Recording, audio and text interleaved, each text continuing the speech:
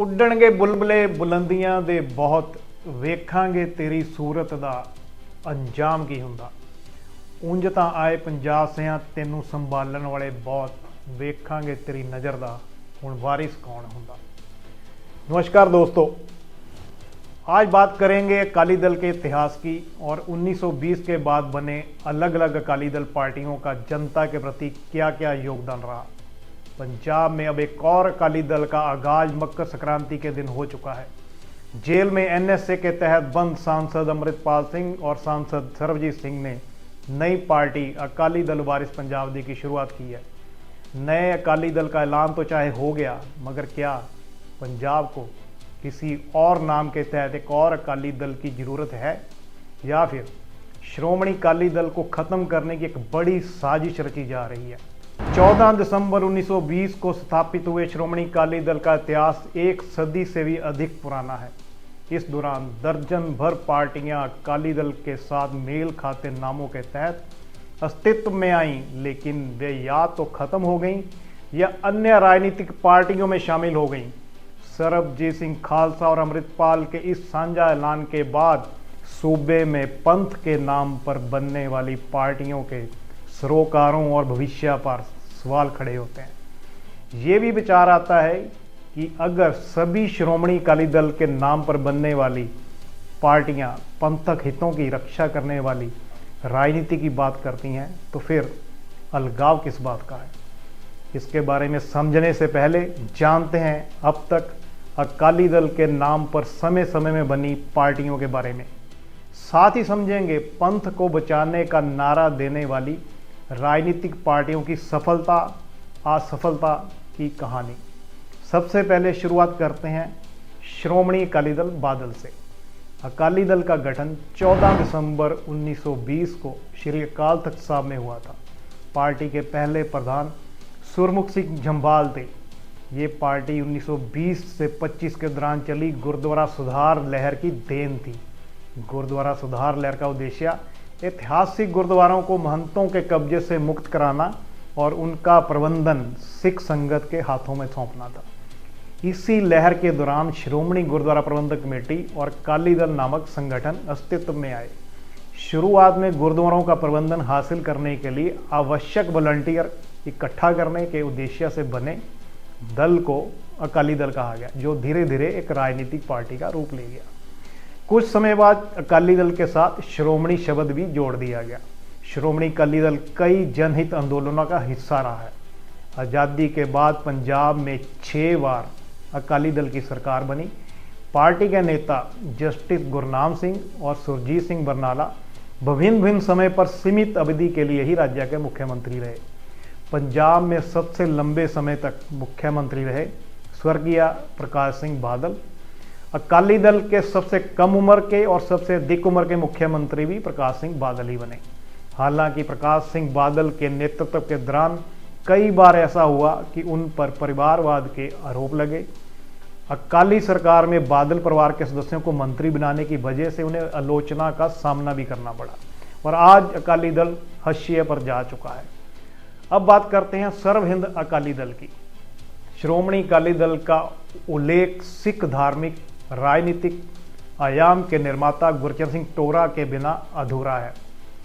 वे 1973 से 1998 तक श्रोमणी कमेटी के अध्यक्ष पद पर रहे और स्वर्गीय प्रकाश सिंह बादल की सफल राजनीतिक यात्रा में उन्होंने बेहद महत्वपूर्ण भूमिका निभाई। 1999 में गुरचरण सिंह टोरा को श्रोमणी अकाली दल के अध्यक्ष पद से हटा दिया गया। इससे नाराज होकर टोरा ने अपनी पार्टी बनाई सर्व हिंद अकाली दल।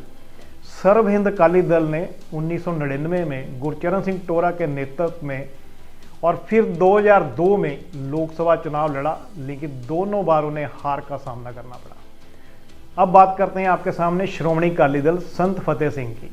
श्रोमणी अकाली दल के प्रमुख नेताओं मास्टर तारा सिंह और संत फतेह सिंह के बीच कुछ मुद्दों पर असहमति के कारण संत फतेह सिंह ने 1962 में अपनी नई पार्टी श्रोमणी अकाली दल संत फतेह सिंह का गठन किया। 1965 के श्रोमणी गुरुद्वारा प्रबंधक समिति के चुनावों में पार्टी ने मास्टर तारा सिंह के नेतृत्व में श्रोमणी अकाली दल से 2 गुनी सीटें जीती और समिति का प्रशासन अपने हाथों में ले लिया। 1967 के पंजाब विधानसभा चुनावों के दौरान पार्टी ने लक्ष्मण सिंह के नेतृत्व वाली जनता पार्टी के साथ राज्य में सरकार भी बनाई। इसी बीच जस्टिस गुरनाम सिंह पंजाब के मुख्यमंत्री बने, लेकिन आपसी विवादों के कारण सरकार लंबी नहीं चल सकी।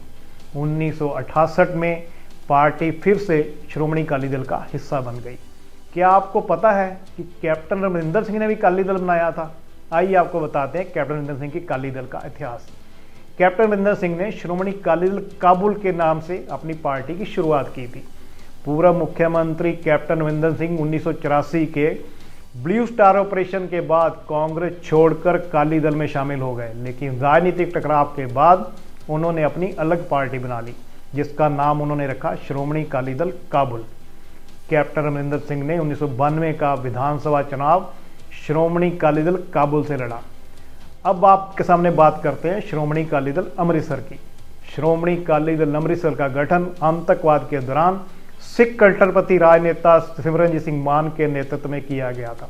मान ने 1999 में तरनतारन निर्वाचन क्षेत्र से लोकसभा चुनाव जीता और 1999 में संगरूर से जीत हासिल की।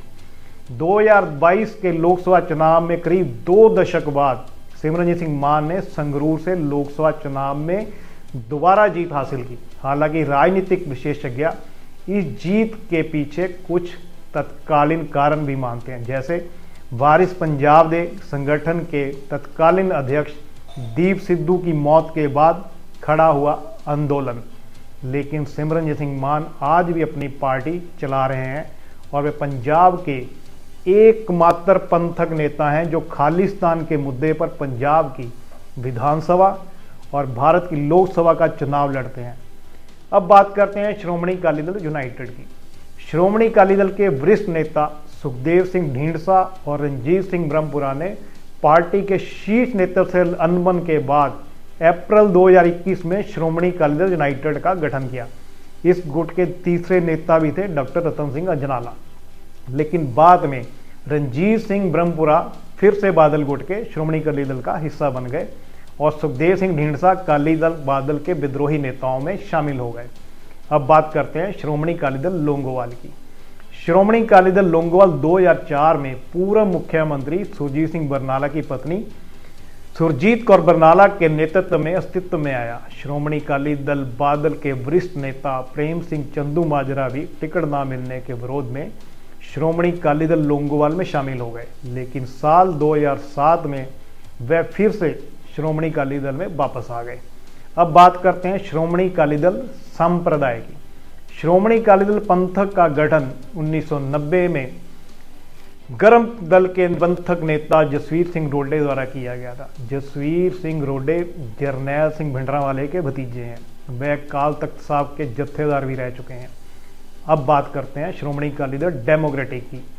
वरिष्ठ अकाली नेता कुलदीप सिंह बडाला ने भी 1996 में अपनी पार्टी बनाई, जिसका नाम रखा श्रोमणी अकाली दल डेमोक्रेटिक। दोस्तों, पंथ को बचाने का दावा करने वाले राजनीतिक दलों के उत्थान और पतन के बारे में हमने श्रोमणी अकाली दल के इतिहास और प्रदर्शन की गहरी समझ रखने वाले राजनीतिक विशेषज्ञ डॉक्टर जगरूप सिंह शेखों से बात की। जगरूप सिंह शेखों आशंका जताते हैं कि नई सांप्रदायिक पार्टियां भविष्य में कुछ अलग या बड़ा करने में सक्षम होंगी। वे पंथ के नाम पर पार्टी बनाने वालों से सवाल करते हैं कि असल में वे क्या बचाने का दावा करते हैं और किन मुद्दों से निपटने की बात करते हैं और इसके लिए वे क्या नीति अपनाएंगे।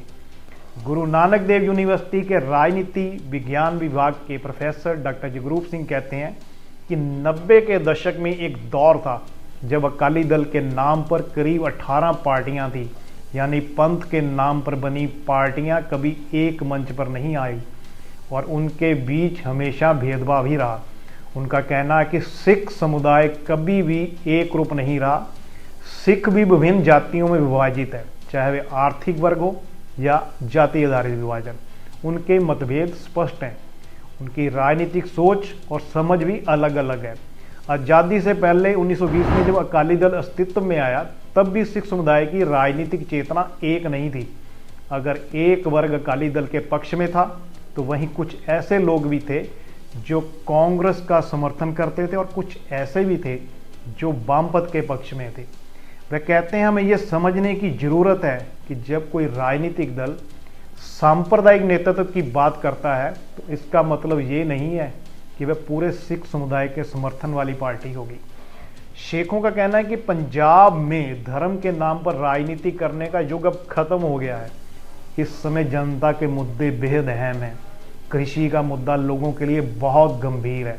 नशीली दवाओं और जल प्रदूषण का मुद्दा ऐसे मुद्दे हैं जो हर समुदाय को प्रभावित करते हैं और सिख समुदाय को भी इन मुद्दों को हल करने के लिए एक पार्टी की आवश्यकता है। तो इसके बाद अब ये सोचना होगा कि क्या नई बनी पार्टियां अपना नेतृत्व निभा पाएंगी या फिर गर्त में चली जाएंगी। नमस्कार दोस्तों।